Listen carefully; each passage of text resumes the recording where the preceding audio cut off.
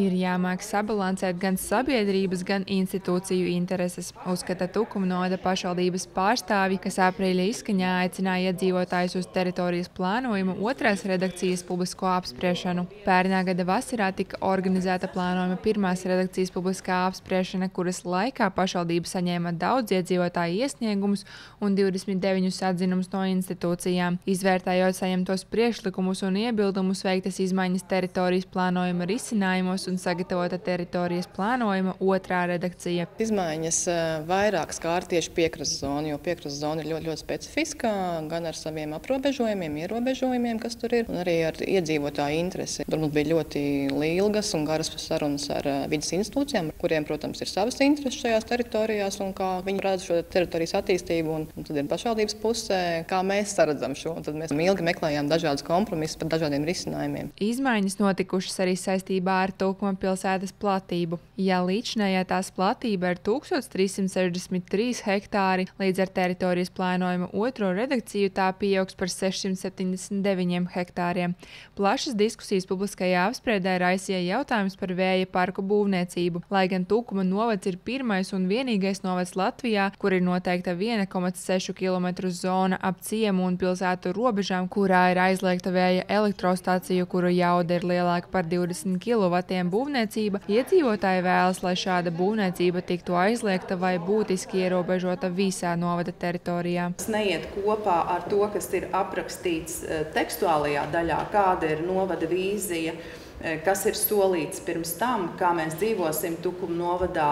Galvenajos vilcienos ir paredzēts, ka tas būs zaļi, droši, videi draudzīgi, un tad pēkšņi kaut kur parādās vēja turbīnas, kas ir pilnīgi un absolūti kādu konkrētu biznesa darboņu intereses objekts, kur absolūti nav saņemta nekāda pārliecinoša informācija par šo būvju drošību, dabai, dzīvniekiem, cilvēkiem. Lielākā problēma šobrīd novadā ir šo vēja parku attīstība, jo mums jau šobrīd novadā jau viens vēja parks ir būvniecības stadijā, kas ir Pienavā, un šobrīd tiek veikts IVN šī procedūra arī otram vēja parkam. Tad cilvēki ir sašutuši par šo. Pašvaldībā iesniegta kolektīva vēstule ar 596 iedzīvotāju parakstiem, kā arī vairāki iesniegumi pret elektrostaciju izvietošanu Tukuma novada teritorijā. Tādēļ, apzinot sabiedrības līdzdalības nozīmi, šobrīd pašvaldības informatīvajā telpā pieejama anonīma aptauja par atjaunojamo enerģijas projektu attīstību novadā. Sijā reģionālajie projekti valdes priekšsēdētāja Līna Dimitrijeva uzsver, ka publiskās apspriešanas procesā svarīgākais ir iedzīvotāju iesaiste, un tas ir arī indikators tam, ka pašvaldībā notiek attīstība. Kopumā Tukuma novada iedzīvotāji ļoti konstruktīvi, uzklausa viens otra viedokli, uzklausa plānotāju viedokli, politiķu viedokli.